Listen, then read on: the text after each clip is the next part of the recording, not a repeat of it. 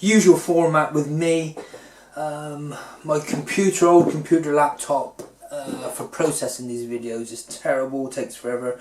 So this video might be a bit long-winded because I'm trying to do it in one take or several long sort of takes. So sorry, the video may go on, especially as I rabbit on a lot and so on. But there we are.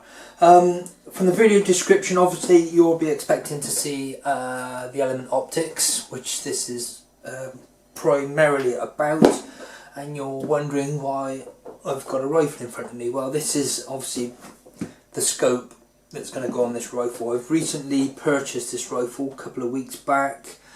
A very quick background on this: I was looking for one of these Lithgows for quite a while. We're coming to the end of the third lockdown in the UK here, or certainly in England, and everyone's out of stock of these. None of the shops are open. It's been very difficult to get a hold of bits and pieces. Miraculously, this one came up fairly locally second hand, and I jumped on it because the price was excellent for it. It's in like new condition. It was just used mainly basically as target on the range, or so I'm told. But it came with this scope on it. Now this is a Hawk HD 3:9 scope, and I must say, for what it is, it's very good. I've been out at the golf course a couple of times with it, and it's worked exceptionally well. I even shot a rabbit at 108 yards with it, and I was really impressed with that. The mil dot reticle is very good for calculating your holdover. It makes it very easy for calculating your holdovers and so on. But I do like to dial, and that's pretty impossible with this sort of scope. And I'd certainly like a bit more magnification, to which I might have gone overkill, you're all going to say, with a rimfire. But there we are. So let's get this out of the way. So this is basically to go with this rifle. Okay, so after doing a bit of research, my funds aren't what they always used to be, etc. Again, with all the COVID rubbish, my individual circumstances have changed quite a lot. So I've done quite a bit of research, and value for money, bang for bucks, this is probably one of the best I think that I could go for. And to be honest, I've probably picked this scope for that rifle even with a better budget, without sort of going to the next element optic up and so on. I certainly seem to like what they're doing with these scopes and so on. So this is an element Helix 6-24 by 50, second focal plane, and it's a mil dot reticle, as hopefully you can see the information I'm trying to get sort of there. So this is what I've gone for. I'm going to very quickly, if I can, go through the box opening. Just say it's presented in a very nice box, which kind of means nothing, but we all like to have a nice box. It makes it look nice, doesn't it? So I've put just an old tea towel on top of here, because the black on black, and I get the bits, I just thought maybe it will define it a bit better.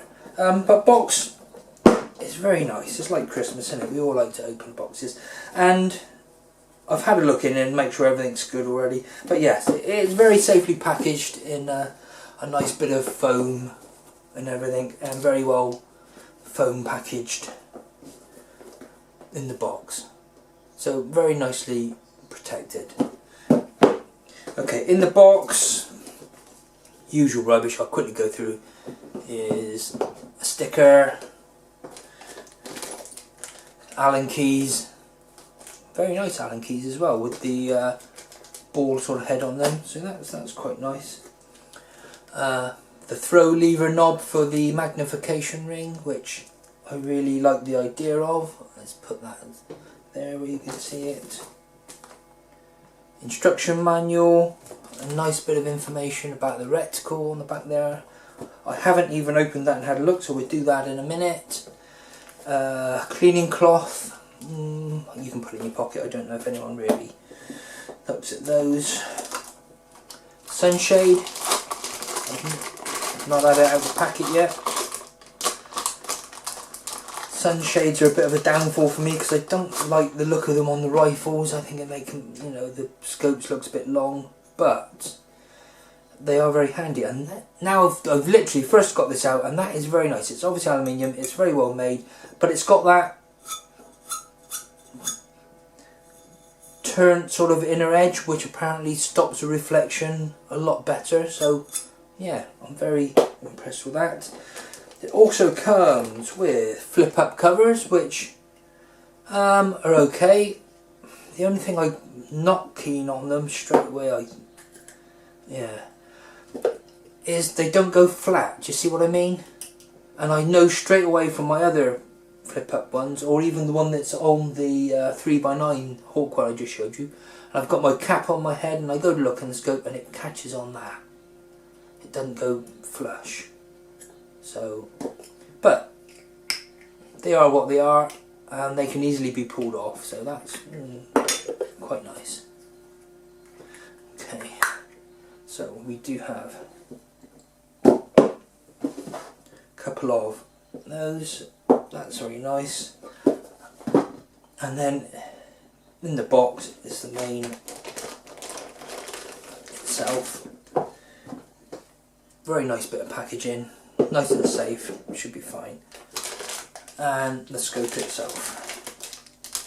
So look.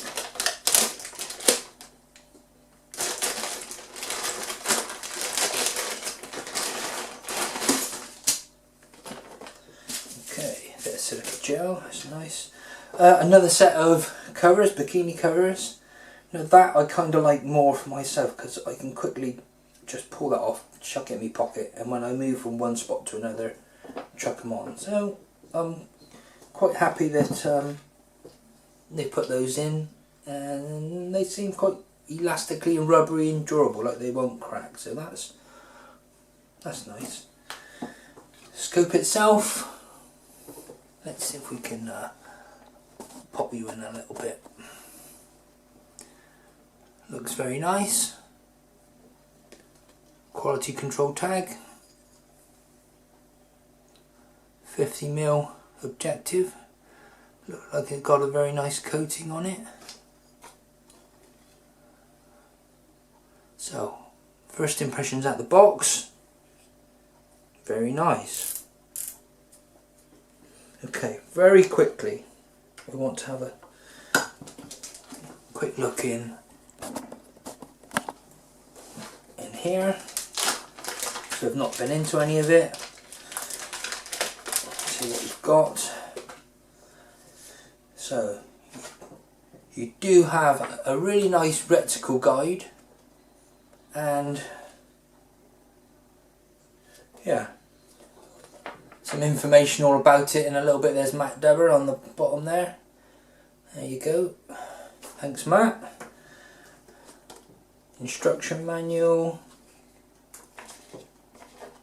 Yeah, again, more nice information about the different reticles you can get. Now, I've not read through any, or obviously this is the first time I've opened this, man, and it's a very good looking manual. It's a bit of shape, but it's all colour pictures. Very nice instructions by the looks of it. So, look at that, the actual manual, which, to be honest, I never typically look at, is very nice. Okay, back to the scope. The scope itself. The eyepiece is very smooth and has a really nice resistance to it. So it doesn't lock in any position, but it's firm enough that it's typically not going to move, I don't think, once you've got it set to your eye. The magnifying ring, exactly the same, quite firm but very smooth, and should remain in the position once you've got it set. If you can see, if it's focusing on there, on that magnification ring, it's highlighted the 4, 12 and 24 in red, because it's on 24 times power is its true reticle value, I believe. So or at 20 times 24, or your reticle marks are optically sort of right, but it's 12 and 4. Obviously that's the ones where they're easy to recalculate. I think at 12 it's times 2, 4 it's times 4 or something like that, but that will all be in the manual if I take the time to read it. But yeah, that's very nice and smooth. Now, what I do like, they give you a throw ring lever which will screw straight in there. And what I like about that is when you're looking through the scope, you can easily put your hand over it and feel that ring, especially when you've got gloves on. You can feel the ring, you can feel the throw lever, you know exactly where you are, and adjust your magnification just like that. Especially in the dark as well, it's very easy to grab it, and it adds a bit of leverage to move it. But that is very smooth. 30mm tube. The construction of this, literally out the box and me grabbing it and looking at it, looks really nice. Looks really nice. Side parallax on it, side focus. It's the same as everything else. It's absolutely smooth. Does have a bit of resistance to it, but that's good because it's going to remain at whatever setting you leave it at. The turrets, which everyone says about,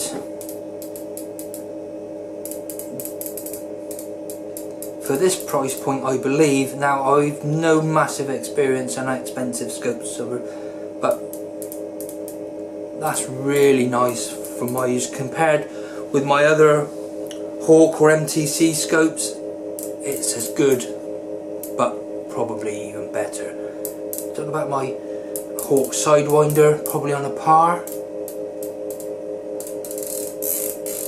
Nice. Windage and elevation, both pretty much the same. Now, what I did like about these is, if I can, there we go, sorry, let's zoom out a bit so we can, to adjust the zeros on them, it's all toolless. You just take this cap off,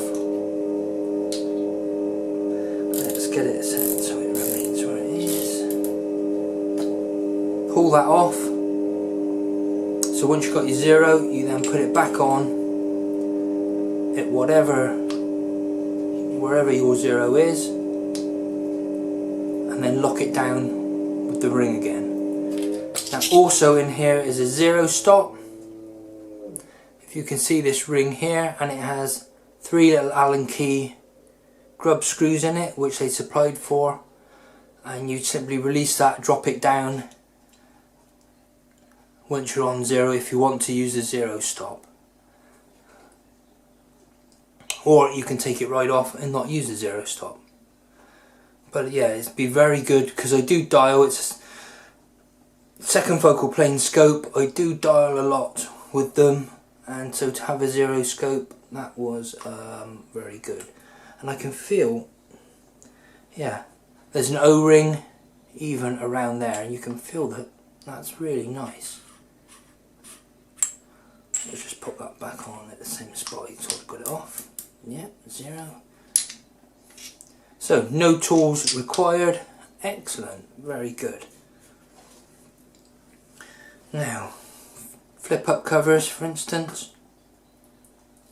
That's a nice, really nice fit. Yep, they work. I won't say they're the best quality. You know, the Butler Creek ones are maybe a little bit more, but it works, and I think it should be pretty reliable. That's the one for the back. Again, nice, but look at that, it doesn't go flush. and that is going to annoy the hell out of me. So I would like to perhaps use those, but it's easily pulled off. And let's try the Sunshade. I'm really impressed with this Sunshade, especially with its, yeah, that's lovely. Especially with the inside of it to stop the reflection, that grooved, as you can feel on my net, here with my nail there. So there it is with the Sunshade on. I must say, like I say, they just feel a bit clumsy with the Sunshade on myself, and so I typically don't have them fitted, and I'm always getting caught out because I don't bother carrying it in my bag with me. But yeah, that's really nice.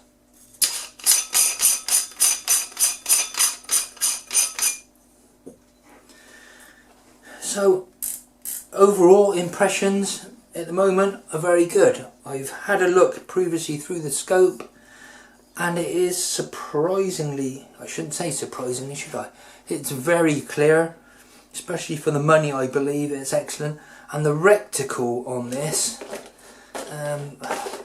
that's the reticle I've got, is perfect, absolutely perfect for my hunting purposes. It's uncluttered and extremely clear markings on it, and that will be absolutely perfect for my hunting purposes. So the next job I've got to do is to mount it onto my Lithgow 22LR that you saw, and get it zeroed in, and then I'll take some more shots of it. I might even be able to get the scope cam on the back and get you some scope cam footage so you can see the reticle and see what it's like. But yeah, there you go. It is a really nice scope for the money. In the UK at the moment, in England, we're early 2021, this is retailing for about £350 UK pounds. I actually bought this one for £340, and that's about as cheap as you can get. But for that money to get this much scope, now there's no illumination on it, to be honest. I can't think the last time I actually needed illumination. I have used it a few times, but whether I've needed it or not, I don't know. So yeah, for that value, this is an absolutely beautiful scope. Magnification times wise is much too much potentially for a rimfire, but if you've got it, you can use it. And like I say, that rabbit I shot at 108 yards with that 3x9, it worked and I did it. But with this scope, I think, you know, if I set it at times 20 or something and dial it in so I can hold bang on the